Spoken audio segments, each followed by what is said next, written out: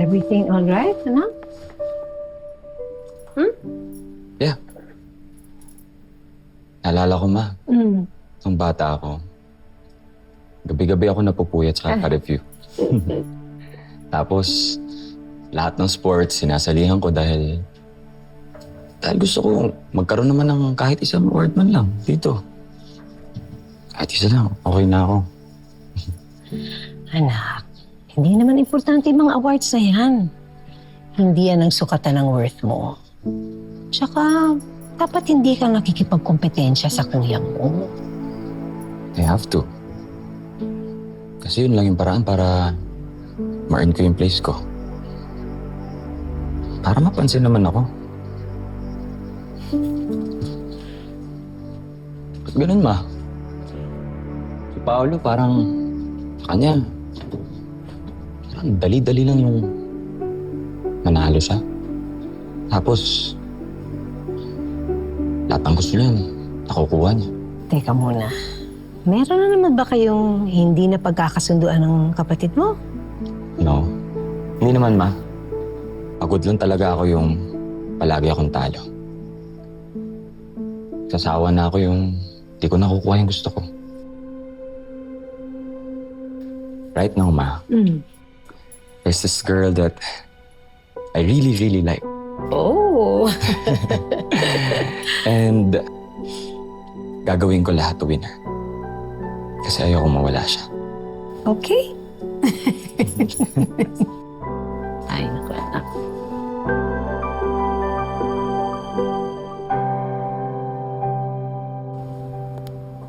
Sir, andito na po si Miss Castillo.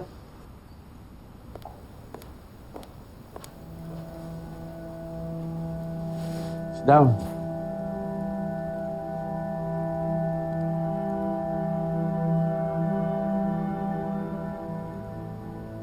Pinatawag niyo po ako. May kailangan po ba kayo, sir? Gusto ko lang i-discuss yung incident kay Mr. Valderrama. I understand you felt offended dun sa nangyari. Pero matagal ko nang kilala si Paring Harry. He is a devoted husband and a loving father to 2 daughters. Ano naman pong kinalaman doon? What I mean to say is, baka aksidente lang ang nangyari. Baka hindi sinasadya ni Paring Haring masagi yung pet mo.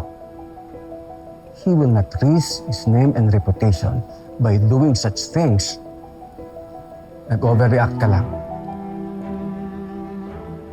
Pero sir, Baka stress o pagod ka lang nung nangyari yon, kaya na-misinterpret mo yung intensyon ng client. Listen, ayoko nang palakihin to, Miss Castillo. I want to retain Mr. Valderrama as our valued client.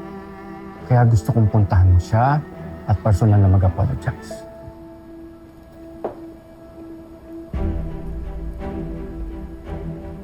Hindi ka naman siguro tatanggi, right?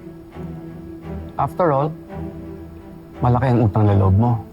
Dahil tinulungan ka ng anak ko to save your brother. Remember?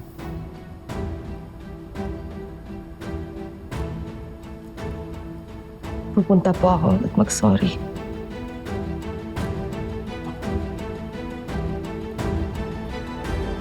Good.